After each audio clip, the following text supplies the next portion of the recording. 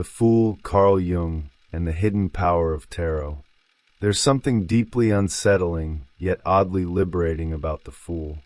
He doesn't care for logic, ignores maps, and walks straight into the unknown with nothing but a feather in his cap and a smile on his face.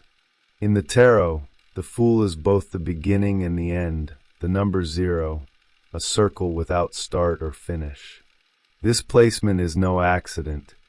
It captures his true nature as a bridge between worlds, a sacred clown dancing on the edge of chaos and enlightenment. Mythology has always reserved a special place for such figures, those who wear bells on their hats but whisper divine truths between their jests. He is the paradox incarnate, naive yet all-knowing, fragile yet invincible. His madness isn't confusion, it's cosmic clarity wrapped in a mask of absurdity. The Fool doesn't belong to time.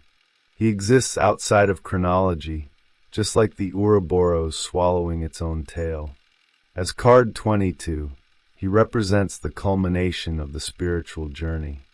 But as card 0, he is the raw potential that sets it all in motion. That's why the Fool often shows up at moments of great personal change, spiritual awakenings, emotional implosions, radical decisions. He's the gust of wind that topples the ego's house of cards. The Fool isn't lost, he's unbound. And in this unbinding, he becomes a mirror for those stuck in roles, identities, and expectations that no longer serve. Where the ego clings, the Fool releases. Where others calculate, he leaps. In Shakespeare, we find the Fool's archetype scattered across sacred jesters who, while mocked, often see deeper than kings. Think of Lear's Fool, who pierces through the monarch's delusions with brutal honesty masked in rhyme.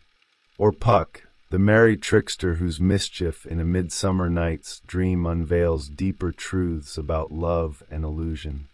Even Bottom, with his donkey's head and dreams of grandeur, becomes an accidental vessel of poetic insight. These characters aren't just comic relief, they are oracles in disguise. They exist on the margins of logic because truth itself is paradoxical. As Jung would say, the psyche needs its shadows, and the Fool holds the lantern to them. In the myths of old, we meet the sacred wanderer in many costumes, the mad prophet, the dancing god, the barefoot savior.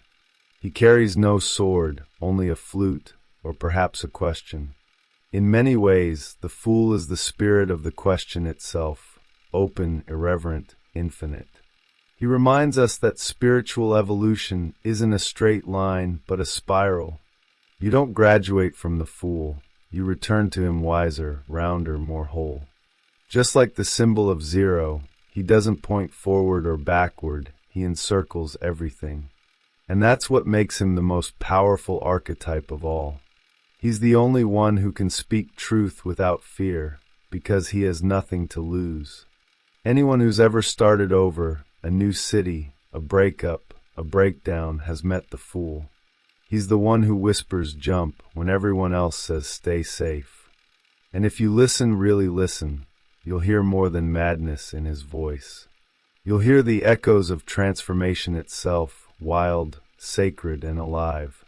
His archetype lives on not only in old cards or dusty myths, but in the split-second decisions that redefine our lives. And perhaps, just perhaps, understanding him is the first step to seeing the symbols he leaves behind, like the dog at his heels or the feather above his brow.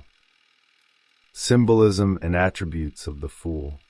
At first glance, the Fool looks light-hearted, playful, maybe even ridiculous. But every detail on his body tells a story.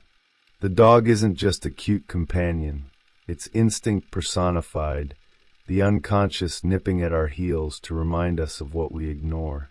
The feather? It's not fashion, it's air, thought, and celestial whisper. Bells? They're alarms for the soul. This character, decked in absurdity, becomes a walking oracle. He doesn't follow reason, he follows rhythm. And if you've ever danced in your kitchen to shake off a heavy day, you already know what he's trying to teach. The fool's cap isn't just a jester's hat, it's a crown of paradox. It mocks power while channeling it. His scepter might resemble a child's toy, but it's really a symbol of imagination and raw creative force. Some older decks even give him a phallic pouch or staff, symbolizing generative energy, chaos harnessed in flesh. His costume shifts across traditions. In the Marseille Tarot, he appears ragged, almost wild, like a prophet who wandered out of a dream. In the Waite deck, he's more refined, standing on the edge of a cliff with a white rose in hand, eyes lifted to the sky. And then there's the music. The fool moves like someone who hears a melody no one else can. His steps don't make sense to the logical mind, because they aren't for logic, they're for improvisation. That's why he's tied to the carnival, the flute, the laugh that rings out at a funeral. He makes us remember the sacred art of not knowing. It's in these movements, awkward, absurd, free, that he becomes both ageless and timeless. He's the child who asks why the emperor has no clothes, and the old sage who's seen the cycle turn 1,000 times. In many depictions, the fool looks both too young and too old, as if he were time-traveling through his own face. This duality is no mistake. It reflects the mythological trickster, who defies categories and always lives between. Peter Pan never grows up. King Lear's fool is ancient before his time. They aren't stuck in age, they transcend it. When you look at the fool long enough, you start to see yourself. Not your polished, curated self, but the part that laughs when you trip, cries when you hear a certain chord, or feels everything at once when the wind hits just right. So what happens if you let yourself become a little foolish? Not reckless, but sincere. Try it. Put on music and dance barefoot. Speak a truth with no filter. Wear something you love, even if it's ridiculous. These aren't just whims, they're rituals. They're how you wake up the symbolic language of your soul. And in doing so, you start to understand that the fool's laughter isn't shallow. It's sacred. It's a portal. And it's pointing towards something deeper still. Psychological and Jungian interpretation. In the lens of Jungian psychology, the fool isn't just a card, it's a mirror into the soul's deepest process. He's the face of the self before it gets shaped by ego, culture, or control. The zero of the fool isn't emptiness, it's infinite potential, the moment before birth, the chaos before creation. Carl Jung would call this the beginning of individuation, that long, strange journey toward wholeness where the unconscious begins to speak and the masks begin to fall. And who better to guide that journey than a figure who lives in paradox, who holds both wisdom and madness in the same breath? The fool invites us to step outside of the rational structures that bind our psyche and leap into the mystery of the unknown. He is not the ego's ally, nor its enemy. He's the archetype that renders the ego transparent. In shadow work, when we dive into repressed desires or confront uncomfortable truths, the fool is there, laughing, dancing, daring us to take ourselves less seriously. You'll notice this in therapy or during introspective journaling. The moment you surrender the need to make sense, deeper truths bubble up. That's the fool at work, turning the serious into the sacredly absurd. Jung believed that the self contains opposites. The fool embodies this beautifully. He's both conscious and unconscious, instinct and intellect, chaos and order. He's the figure who makes it okay to fall apart, because in falling, we find a more authentic center. Just think of times when you've made a leap without certainty, a breakup, a career shift, a bold creative decision. That's not just courage, it's symbolic madness. And that madness, when embraced, often becomes transformation. As Jung said, the greatest and most important problems of life are fundamentally insoluble. They can never be solved, but only outgrown. That's why the fool isn't naive, he's unencumbered. He hasn't yet been told what's impossible. His role in the psyche is to challenge certainty, to undermine dogma, to restore the instinctual wisdom we often suppress. He's the one who reminds you that laughing in the middle of a crisis might be the most psychologically advanced thing you can do. He invites you to trust your intuition, even when it feels irrational. And in doing so, you start to loosen the grip of the constructed self. You step into a greater reality, one not built on fear or control, but on presence and inner truth. Practical shadow work often begins when we dare to speak the unspeakable. Say it out loud. I don't know. I'm scared. I'm lost. These aren't failures, they're sacred entries into the psyche's deeper realms. When you do this in a journal, a dream analysis, or a spontaneous conversation with someone you trust, the fool is standing there winking. And just like that, the journey turns inward. The fool is cultural critic and sacred trickster. Every kingdom needs its fool, not just to entertain, but to unsettle. The court jester could mock the king, tell uncomfortable truths, and still keep his head. Why? Because the fool wasn't bound by the rules of power, he danced outside them.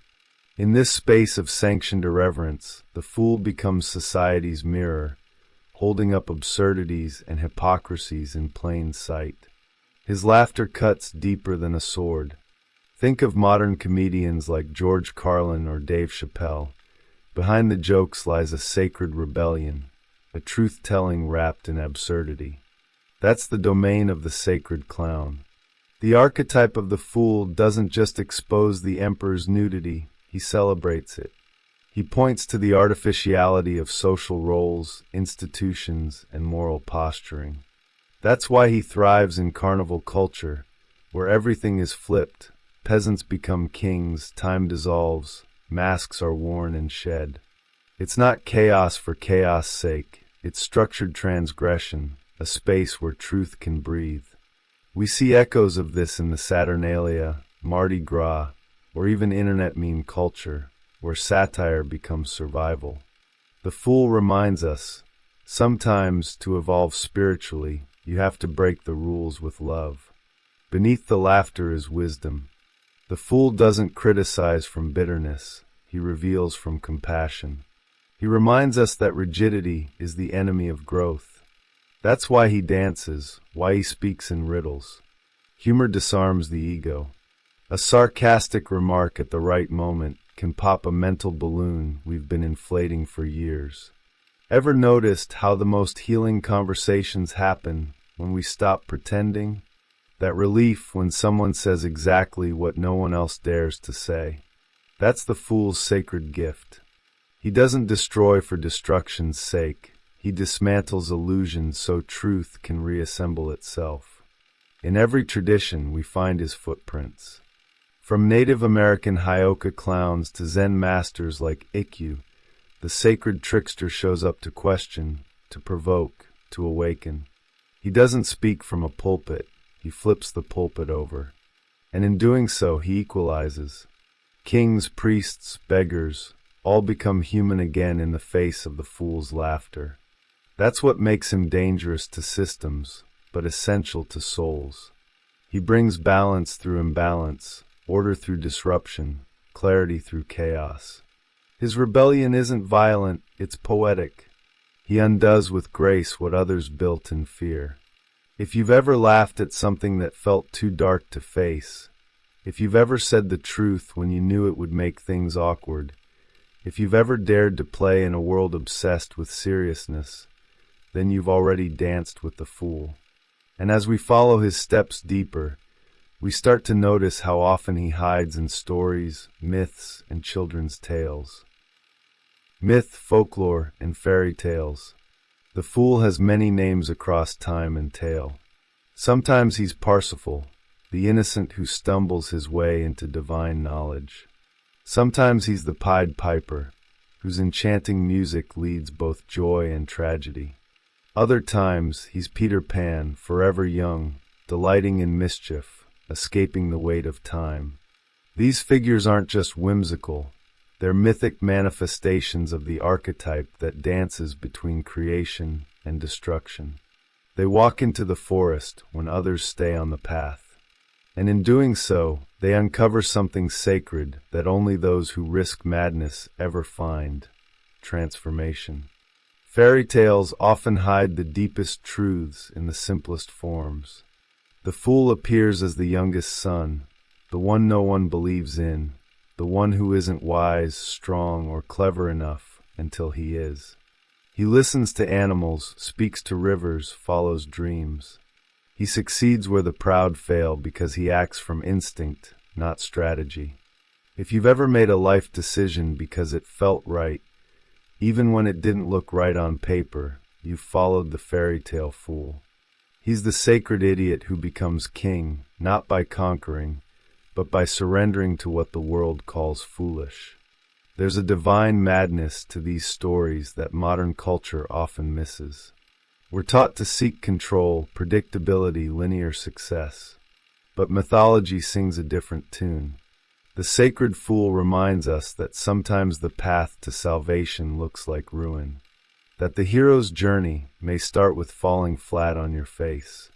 Think of Neo in the Matrix, of Alice tumbling down the rabbit hole, of Bilbo leaving his cozy hobbit hole barefoot.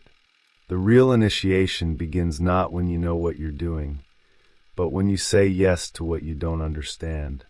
And let's not forget how close the fool often dances with death. He walks off cliffs, enters haunted woods, flirts with danger like it's a game. But that's the point. Death isn't his enemy. It's his dance partner. Myths often place the fool as a threshold figure, leading the soul between worlds. He's Sharon and Hermes and Loki, all wrapped in one.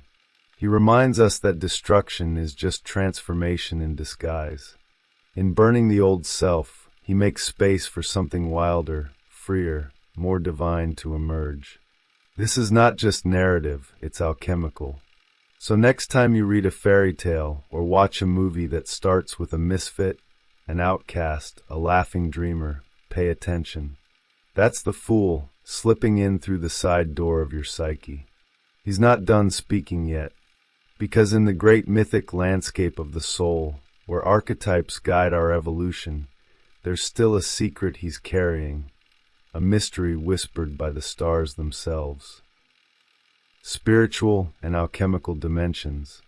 In the ancient language of alchemy, the fool is the prima materia, the raw, formless chaos from which transformation begins. He is not yet gold, but the mercury that dances in paradox. That's why he's associated with the Ein Sof in Kabbalistic mysticism, the limitless light before creation, the sacred nothingness from which everything unfolds. The fool is the zero, the egg, the seed. He doesn't symbolize ignorance, but the fertile void where all potential sleeps. This isn't the absence of meaning, it's the sacred pause before form. And it's within that pause that divine insight stirs. The circle around the fool is no coincidence. Whether it's the Ouroboros eating its tail, the wheel of Dharma, or the halo around saints, the circle always points to spiritual wholeness. The fool walks this shape instinctively, not knowing its sacred geometry. Eden isn't behind him, it's within him.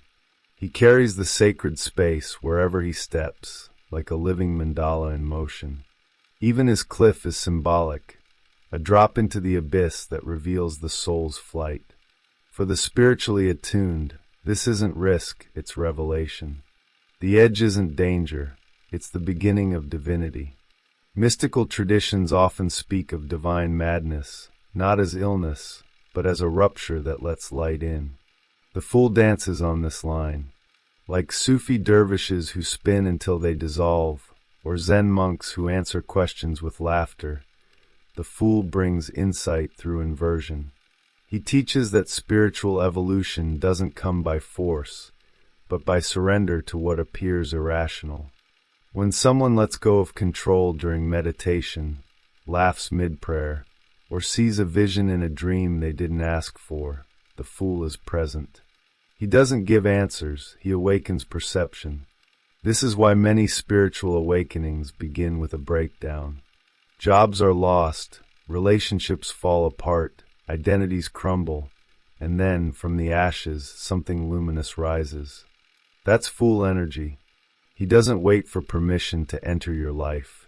He arrives uninvited, like a breeze that blows your old reality away. And you either resist or you follow. Following looks like trusting signs, keeping dream journals, exploring tarot, studying mysticism or alchemy with childlike wonder. It's not about doctrine, it's about curiosity. And that curiosity opens doors no dogma ever could. If you've ever felt like your spiritual path wasn't making sense, like you were walking backwards through a fog, you weren't lost. You were walking with the Fool. And if you keep walking, with heart open and eyes skyward, you'll find that what looked like chaos was actually sacred order in disguise. Historical and social contexts. Throughout history, the Fool has worn many masks, but his role has always been the same. Tell the truth no one else dares to. In medieval courts, jesters weren't just comic relief, they were licensed prophets. Cloaked in laughter, they exposed corruption, whispered warnings, and reminded rulers of their mortality. That scepter with a doll's head? It wasn't a toy, it was a mirror. The Fool didn't answer to the court, he answered to the cosmos. He played the sacred clown who could reveal divine truths under the guise of madness. That was his power, to be untouchable, because he played by no one's rules but the soul's. Religions, too, found a strange place for the Fool. In Christian Europe, traditions like the Feast of Fools and the Lord of Misrule flipped the social script. Bishops were mocked, peasants wore crowns, and chaos became liturgy. This wasn't heresy, it was catharsis. It was the spirit of the carnival, where inversion temporarily restored spiritual balance.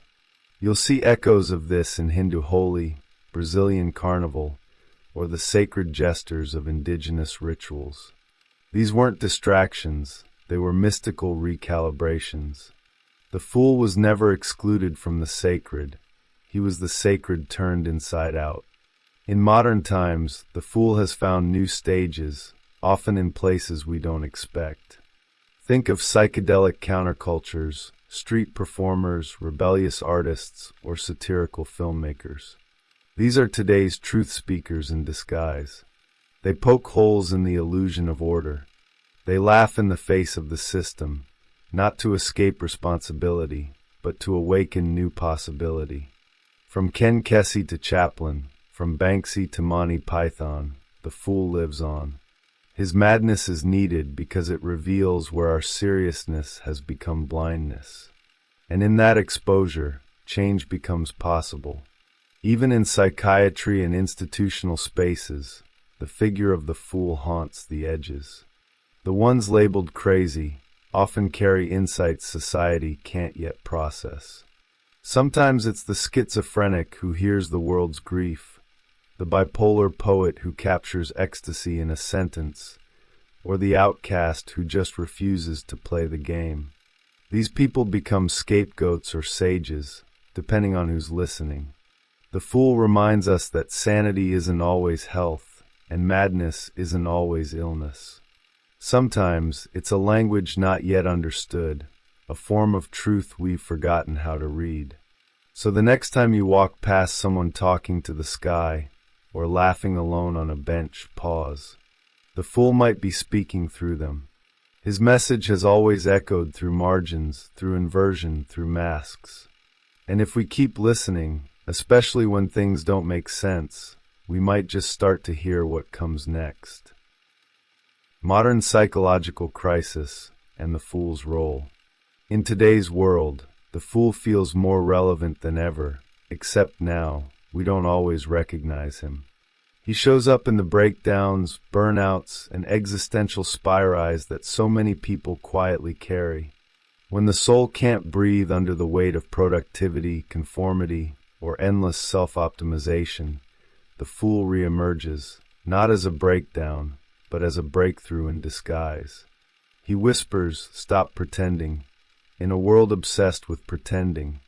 He is the holy interruption to a culture that's forgotten how to feel. And sometimes his arrival looks like chaos, but it's really a sacred intervention. Modern psychology often pathologizes what older traditions would have called sacred madness. Anxiety, depression, dissociation, these aren't just symptoms. They're sometimes signals that the psyche is trying to reset. The fool steps in when your inner architecture collapses. And yes, it's terrifying. But in that collapse, new archetypal patterns begin to stir. You start dreaming strange dreams. You feel drawn to nature, silence, color, music, myth. These aren't distractions, they're messages.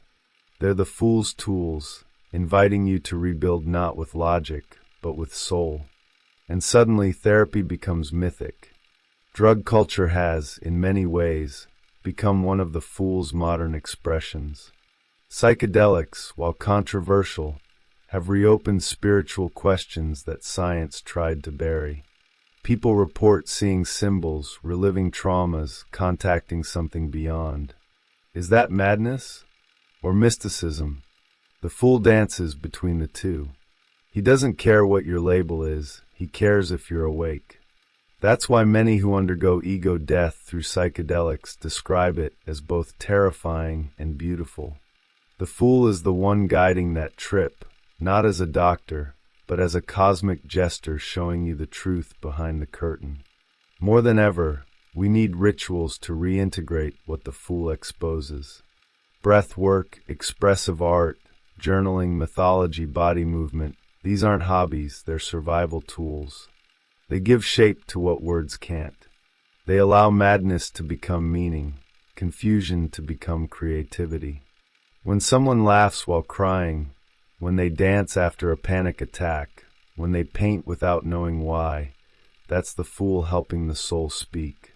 He doesn't want you fixed, he wants you whole. And wholeness requires welcoming the part of you that doesn't make sense to the rational mind. So if you've ever felt on the edge of sanity, of society, of yourself, don't panic. That edge is sacred. The fool lives there. He's the only guide who knows how to turn psychological crisis into spiritual initiation. But of course, he never gives you the map, only a mirror and a laugh and a feather pointing forward. Sacred geometry and the power of the circle. The fool's number is 0, a symbol so simple, yet so profoundly cosmic. Unlike other numbers, 0 doesn't quantify, it encircles. It represents potential, the divine womb, the still point before movement. In sacred geometry, the circle is the most primal form, present in mandalas, halos, crop circles, and even the iris of your eye. The fool steps inside this shape not just as a wanderer, but as a sacred symbol of wholeness. He reminds us that spiritual evolution isn't a ladder, it's a spiral. You don't climb toward the divine. You circle back inward until you remember you were it all along. 0 isn't emptiness, it's fullness hidden in disguise. It holds everything and nothing at once, a paradox that only the fool can embody. He teaches that life's deepest truths are circular. Birth to death, day to night, inhale to exhale. The square asks for control, the circle asks for surrender. That's why temples are round, why ancient stone circles like Stonehenge echo celestial rhythms. Artists like William Blake and mystics like Hildegard of Bingen knew this well. The divine doesn't dwell in straight lines, it pulses in arcs, in curves, in sacred return. And the fool, barefoot and laughing, walks right into it. Architecture, numerology, and cosmic maps all echo the wisdom of the circle. Take the labyrinth, not a maze, but a path that folds inward toward the heart. Walking it is like meditating with your feet. Or consider the Enneagram, which plots personality types in a circle to reflect how traits evolve and integrate. These aren't new ideas, they're ancient technologies of the soul. The fool uses them not with precision, but with play. He knows the divine doesn't always speak in doctrine. It hums in vibration, rhythm, and shape. And the circle is the pulse of the universe made visible. Even in modern life, circles hold ritual power. Sitting in a circle to share, to pray, to sing, it creates equality, intimacy, and connection. No one is above, no one is below. It's a return to the original geometry of unity. The Fool reminds us that this isn't just symbolic, it's energetic. Try drawing a circle around your journal entries, your art, your fears. You'll notice how that shape changes your perception. It invites wholeness. It whispers, you're not broken, you're becoming. And in that becoming, chaos turns to symmetry. The Fool's journey, traced in the air by an invisible compass, leads not to a destination, but to a center. And the closer you get, the more you feel the magnetic pull of something unspeakable, ancient, sacred. That pull doesn't stop, it keeps turning, like a will calling us toward what the Fool has always known. Fool as divine catalyst and evolutionary agent. At the core of every spiritual awakening, there's a rupture, and the Fool is usually the one holding the match. He doesn't destroy for sport. He destroys because the old shell can't hold your soul anymore. That's his sacred task, to catalyze transformation through disruption. He comes laughing, often when you least expect, and tears down the illusions you didn't even know you had. In this way, he's not just a trickster, he's a teacher. Not the kind who gives answers, but the kind who makes you ask the right questions. And those questions, they burn, they shake, they evolve. The Fool acts as an evolutionary glitch in the matrix. He breaks the loop so a new pattern can form. In psychological terms, he interrupts conditioned behavior. In spiritual terms, he shatters false identities. You quit your job on a whim, move to a new city with no plan, start painting after 20 years. These aren't just crises.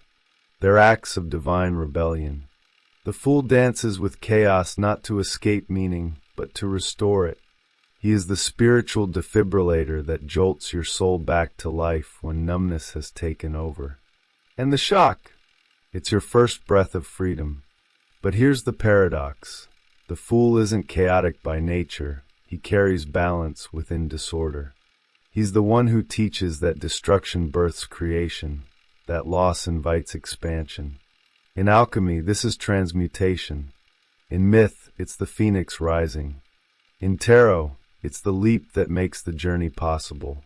The Fool isn't afraid to fall because he knows the fall is part of the flight. And you're being asked to leap too, not just with your feet, but with your entire being. And that's not recklessness. That's sacred courage. Every spiritual tradition has a Fool hidden in its teachings. Christ on the cross, Buddha laughing under the tree, Krishna playing his flute. These aren't just figures of reverence. They're archetypes of divine foolishness. They challenge, they play, they disrupt. And in doing so, they usher in new consciousness. The Fool lives in every moment you dare to evolve, when you forgive someone who never apologized, when you trust after betrayal, when you love without proof. These aren't logical acts. They're alchemical acts. They change your frequency. They change the world. So when the call comes, whether in a dream, a strange coincidence, or a sudden urge to change everything, don't silence it. That's the Fool. He's not just calling you out of your comfort zone. He's calling you into alignment, into the unknown, into the next octave of your becoming.